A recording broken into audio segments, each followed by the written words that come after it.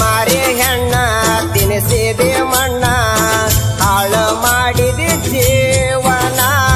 ನಂಬಿನ ಸುಮ್ಮನ ಹಿಂಗಾದ್ರ ಹೆಂಗಿನ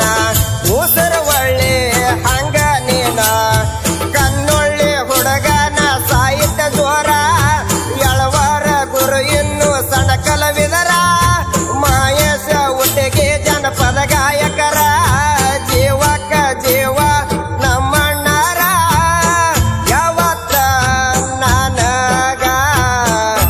ಯಾವತ್ತ ನನಗ ಸಪೋರ್ಟ್ ಇರ್ತಾರ.